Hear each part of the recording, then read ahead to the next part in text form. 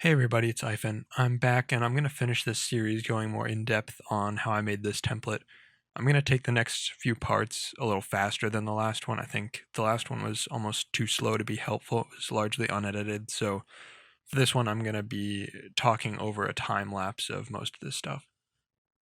So in this video, I'll just be covering the type, title bar, and power and toughness bar. So I'm starting off with white text. You can really do whatever you like. I personally like white text with a small black stroke around it. That's just the stroke layer effect, default layer effect. And then on a semi-transparent black background. So you'll see me put in the title, center it, and draw in the black behind it.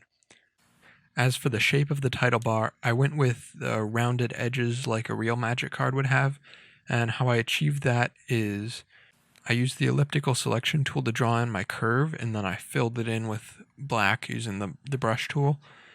And to make sure that I got it exactly symmetrical, I just did that on one side and then copied it, transformed it, and mirrored it to the other side. And then I merge those layers so I have the one shape and make sure that's centered and lined up with the title. Next is the bevel effect, this kind of chiseled look. This is on real Magic cards too, and I sort of emulate that.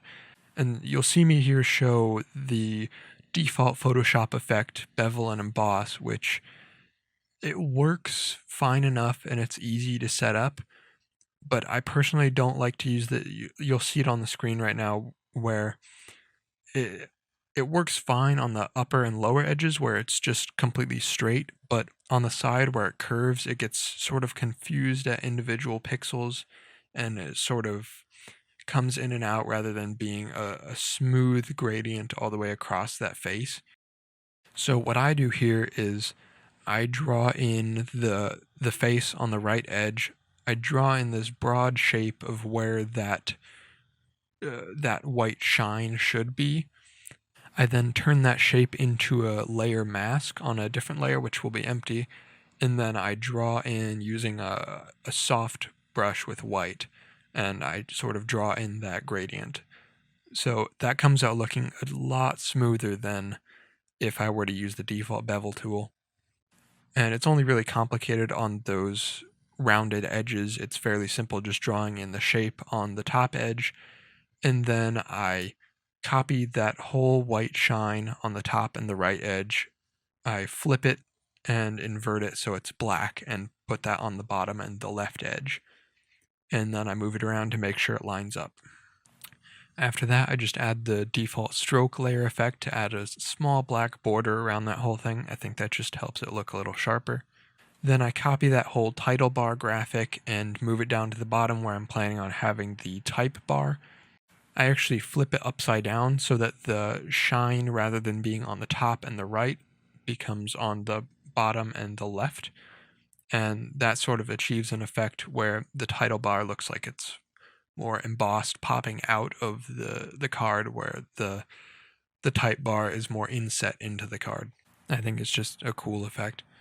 So then with the type bar, you have the issue of, say, if a card is a sorcery, it only needs to be very short, but if it's like a legendary artifact creature, that graphic needs to be a lot longer. So what I actually do is I separate it into two layers.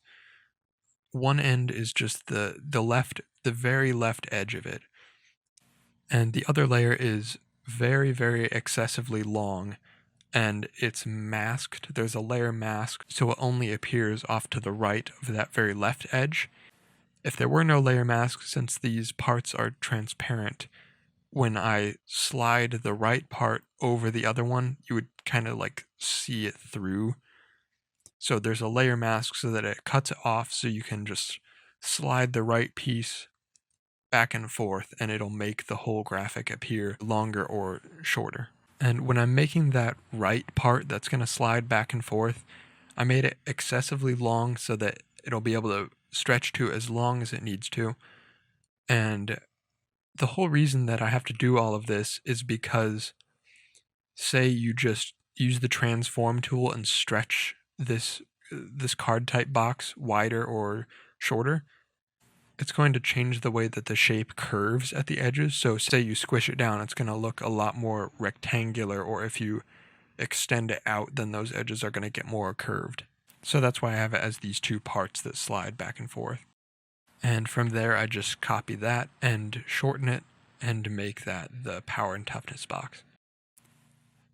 That's all for this part of the video. In the next one, I'll be adding some of the colored elements.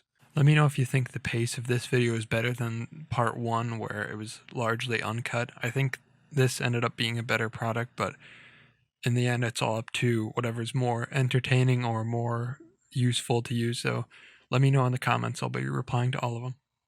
Thanks for watching.